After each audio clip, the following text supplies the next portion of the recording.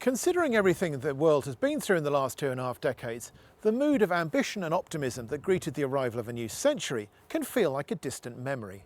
But there are still plenty of Millennium projects that are up and running and going from strength to strength, and this building behind me is one of them. This is the Millennium Seed Bank, established by the world-renowned Kew Gardens as part of its global plant conservation efforts, and which is currently celebrating its 25th birthday.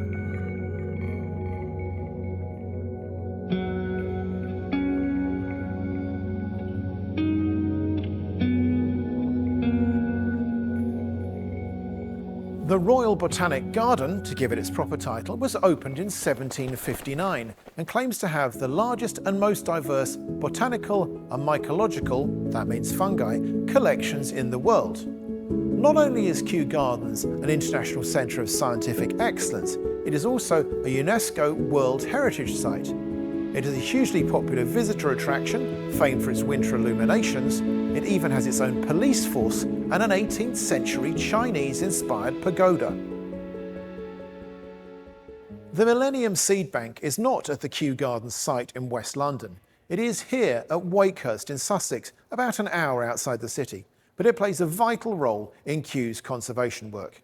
You know, back in the 90s, we'd started to experiment with applying techniques which were used in agricultural seed banks to wild plants. And then we proved that concept by collecting the UK flora and showing that it did work. And then from 2000, that's when we started this international phase of the programme, kind of sharing that experience with the world. The seed bank contains around 2.5 billion seeds from 40,000 species all over the world, gathered and logged by 297 partners in more than 100 countries.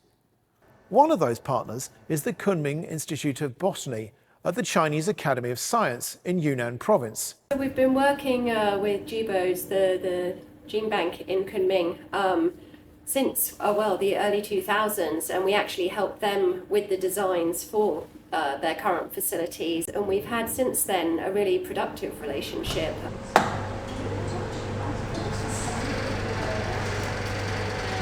The initial project target was 10% of the world's wildflowering flora, which we did collect on time and under budget by 2010. So we take our seeds out approximately every 10 years to check if they're still alive.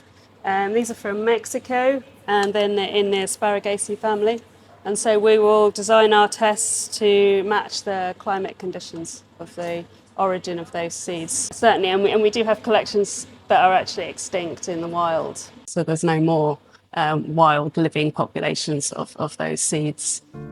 When they started, only 10% of plants were threatened with extinction, whereas currently that's now 45% of plants. So just in that time frame, that is how rapidly the impact on our natural world has accelerated. And all of those solutions, I feel, sit within this seed bank. Yeah, no, it's fantastic that we're celebrating 25 years of the Millennium Seed Bank and its partnership now. And we've got a range of really great events happening. One is that we have a new podcast coming out, Unearthed, The Need for Seeds, and it is hosted by Kate Blanchett, who is Kew's ambassador for Wakehurst. So there's going to be 3 episodes that look at the past, present and future of the seed bank, and Kate takes listeners on a journey with her as she's discovering about the work we do here. A lot can happen in 25 years, and the world and environment in which the Millennium Seed Bank now finds itself operating is radically different to those in which it came into being. Challenges, expectations and the ability to deliver them have changed vastly over the last quarter century, but there is no suggestion that the next 2.5 decades will be any less demanding. And that is why the work being done at Kew and here at Wakehurst is more important than ever for the whole planet.